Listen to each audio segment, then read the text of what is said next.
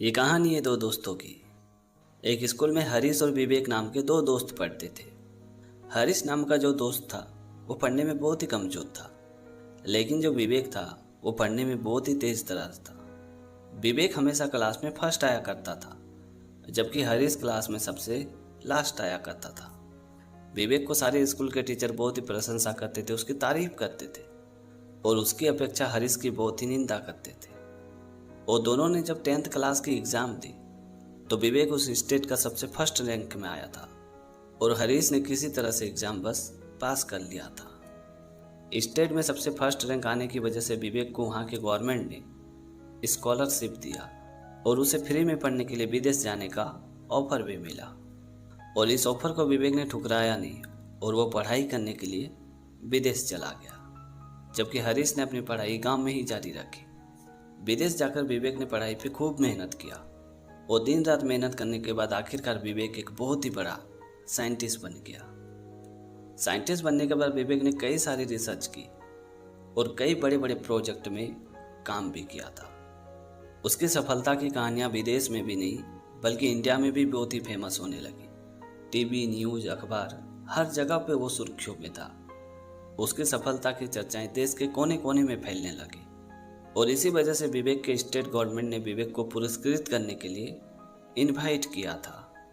जब विवेक इस समारोह में भाग लेने के लिए इंडिया आ रहा था तो वो मनी मन बहुत ही खुश हो रहा था, ये सोच के कि सबसे पहले समारोह का काम निपटाऊंगा, उसके बाद सीधे अपने दोस्त से मिलने के लिए जाऊंगा।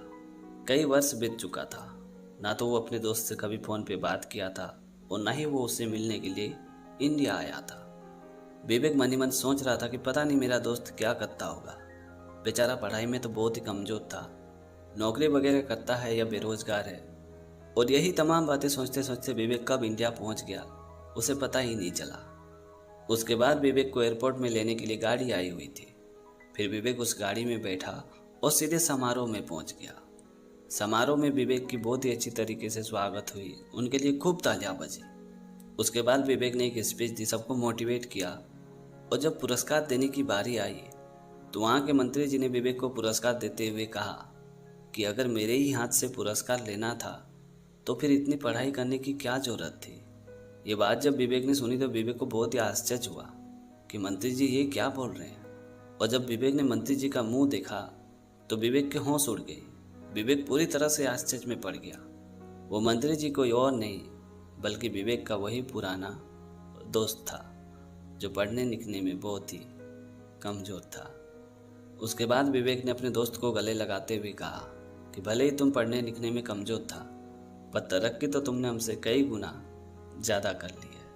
और ये बोल के दोनों दोस्त जोश जोश से हंसने लगे। इसीलिए कहते हैं कि ज़रूरी नहीं है कि जो पढ़ा लिखा नहीं है वो कुछ नहीं कर सकता है। हो सकता है वो पढ़े लिखों से भी ज़्यादा कामयाब हो सकता है। तो दोस्तों, आज की कहानी आपको कैसी लगी कमेंट करके ज़रूर बताना। और अगर आपने हमारे चैनल को अभी तक सब्सक्राइब नहीं किया तो प्लीज़ यार चैनल को सब्सक्राइब कर देना, क्योंकि इस तरह का कंटेंट मैं हमेशा अपने चैनल पे लाते रहता हूँ। तो आज के लिए इतना ही, मिलते अगली वीडियो में एक नई टॉपिक के साथ, एक नई कहानी के साथ। तब तक के लिए जय हिंद, वंदे मातरम।